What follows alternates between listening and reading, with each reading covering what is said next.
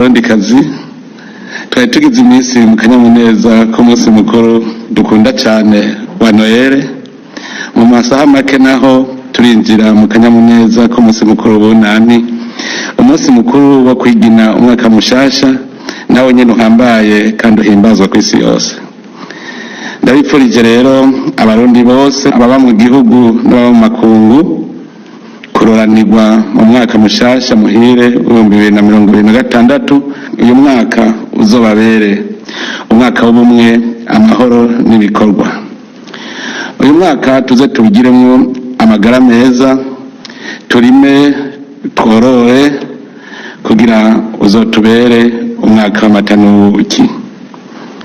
Turashimira Imana ko uyu mwaka dusozereye utadupfuye ko busa, kanatsinda twari twawitiriye umwaka w'umunyamwete. Dushimira Imana kandi ko uyu mwaka mushasha udusanze turi ku kivi, dufise umwizero ko tuzoronkamwo akarusho, haba mu burongozi bwiza, mu by'ubutunzi no kubaho neza. Barundi bene wacu, kugira ngo turangure ibyo dutegekanya gukora muri uyu mwaka, ikiruta ikindi n'amahoro. Nico gituma mu ngamba twagwanye muri uyu mwaka turangije gutsimbataza amahoro kugira abene Burundi batekanirwe, twabishize imbere. Turashimiye rero inzego z'umutekano no kwivuna abasi ndetse n'abene gihugu bose kuko bataryamye umukondo wa zosi ngo umwasi aduce mu ryahumye. N'ubu ni ukuguma turyamiye amajanja, ntitwibagire ko aho hakurya inzu y'umubanyi iri kwirasha, kuko uwo mucanwa uhava urandagata natwe iwacu igahava ifatwa. Umutekano wo ku mutima ujana n'umutekano wo mu nda. Nico gituma twagumye no ku rugamba rwo kurwanya ubukene kugira ngo umunwa wose uronke icyo ufungura ndetse n'umufuko uronke amahera yo kwikenura. Iyo dutereje akajisho mu mihani wacu turabona ko abene gihugu bayagayaga bambaye izisesuka kandi batanguye kubaka utuzu twiza. Ico ni ikimenyetso kitabesha ko umwimbu ubandanya wiyongera. Nico gituma dukeza abo bose bitanze batiziganya bakaja ku kivi mu ntumbero yo guhindura igihugu cacu ngo kibe koko igihugu c'amatanuki. Muri uyu mwaka nyene mu ntumbero yo gukomeza intwaro ibereye na demokrasi no gushira mu ngiro wa mugambi wo kwegereza ubutegetsi bw'igihugu abene gihugu, twanezerejwe nuko twatunganije amatora yo ku nzego z'igihugu cyose akarangira mu ntara zose hari umwumvikano. Naha nyene turakeje bimwe vy'imva mutima abarundi bose na cane cane abanyepolitike bagiye mu higanwa bagahiganwa badaheza nyayo.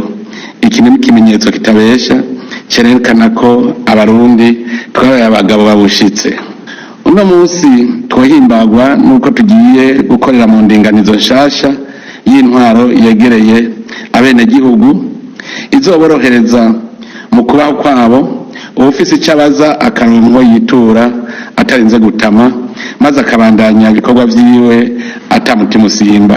Iyi ndinganizo nshasha y'intwaro izotuma ibisata by'igihugu vyahora bikorera ku mugwa mukuru gusa bikorera no hagati mu gihugu ku neza y'iterambere rya bose. Si ivyo gusa, bizotuma n'urwego rw'ubutungane rugira uwo rubazwa ku rugero rwose rw'intwaro kuva ku mutumba gushika no ku rwego rw'igihugu. Mu rugamba rw'ubutunzi n'iterambere, uyu mwaka urangiye wabaye umwaka wa mbere muri rwa rugendo rugana igihugu cy'u Burundi giteye imbere. Twarashoboye gusuzuma ibintu byose vyotuma igihugu gitera imbere, turabigira ishingiro.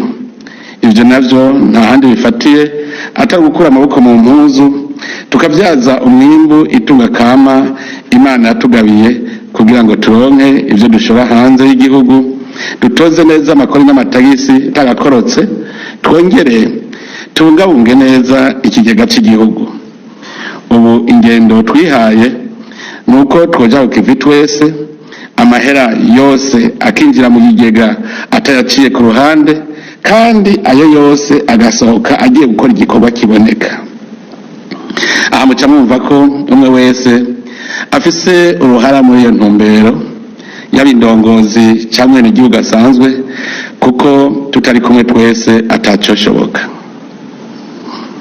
Mu gihe turi mu merekero y'imbona kazoza, aho twifuza ko mu mwaka wa 2040 igihugu cyacu coba kigaba kikigaburira, kikazoba ari igihugu giteye imbere mu mwaka wa 2060, birakwiye ko umwe wese yoja ku kivi akora icyo ashoboye yateguye kandi kivyara itunga rishasha. Ayi wacu ntacyo tubuze cyo tubera intamba mu iterambere. Nidushiruka umwete, dukore nkabona iyo berekeza kandi bafise icyo bifuza gushikako. Twifuza ko mu mpera z'uyu mwaka dutanguye, umwe wese yorimbura intambwe yateye mu iterambere ryiwe n'iry'umuryango, ndetse n'indongozi nazo mu gisata icyo ari cyo cyose zikarimbura intambwe zateye. Cyane cyane mbwire mwebwe indongozi, uzosanga atantambwe yateye mu gisata jejwe, azoba yeretse abarundi bose ko atacamaze muri ico gisata, mbere ko akwiye kuja gukeba ubwo bireha. Ngo inkware zisezerana mu masesa, kandi ngo igifa caburiwe n'impongo s'umuntu. Twifuza ko iterambere ryohera ku ziko mu rugo rw'umuntu wese. Turifuza kubona umurundi wese afise ahaba heza, yambara neza, afungura neza, anywa amazi meza, yishira zikizana, avuga kumvigwa, abana biwe biga aho bagomba n'ico bagomba gukurikirana, eka umuryango wose ufise amagara meza. Ivyo nivyo bizotwereka ko turiko turashika ku iterambere rirama. Ariko rero tubivuge kandi tubisubire, ivyo ntivyizana, biraronderwa.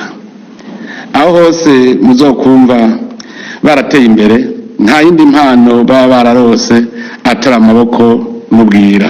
Kurya atamuryango utera imbere udafise ico ushora, nta n'igihugu gitera imbere kidafise ico gishora hanze yaco. None rero turifuza kubona abarundi batanguye guhingura itunga kama Imana yaduhaye, naryo rikaba ari isi turima, aya mazi meza dufise n'ubutare, iki kirere ciza n'akayaga keza, ndetse n'ubu bwonko Imana yaturemanye. Dushaka ko abarundi twese twimbura ku rugero rushimishije, ku buryo umwe wese aronka ivyo akeneye, tukongera tukaronka umusesekara dushora hanze. Muri uyu mwaka dutanguye, turasavye ntihagire uzokwicara ngo ntiyarose cakora. N'ubutagira itongo tuzomwereka ahaja kwimba ubutare, aheze aronka amahera yo kwikenura. Iki ndakibwira cyane cyane mwebwe abize, kuko kenshi mwama mwicaye ngo ntimuraronka akazi kandi ibikorwa mwokora biriho. Barundi kazi, iyo umwaka uheze rero, umukozi mwiza aririmbura, akinegura, akigira inama yo kugorora aho bitagenze neza, agaca afata ingingo yo gukora atiziganya kugira ashike kwihangiro yihaye. Twizeye ko kuri uyu munsi ari byo muherereyemo mu miryango yanyu, mu gihe muriko muriginana ko muhejeje umwaka mufise impore. Urwego nshingwabikorwa rw'igihugu nago nyene akana kanya ko kwisuzuma, rusuzume ivyakozwe no kwinegura, mbere rukinegura, rugategura ibikorwa vyo mu mwaka mushasha biduza ubutunzi, biri muri ya ntumbero y'igihugu cifashe mu 2040 giteye imbere mu 2060. Erega murazi ko n'inzego z'igihugu zifise ihangiro muri ijyambono kazoza, iryo naryo rikaba rigizwe n'ibi: ubwa mbere, guteza imbere ubushobozi bw'inzego z'igihugu mu bijanye n'intwaro, ubutungane n'amahoro n'umutekano. Ubwa kabiri ni ugutsimbataza demokarasi n'uburongozi bwiza, kubungabunga itunga ry'igihugu no kurwanya igiturire n'akarenganyo, hamwe no gukora ibishoboka byose ngo umwenegihugu wese yumve ko atekaniwe mu gihugu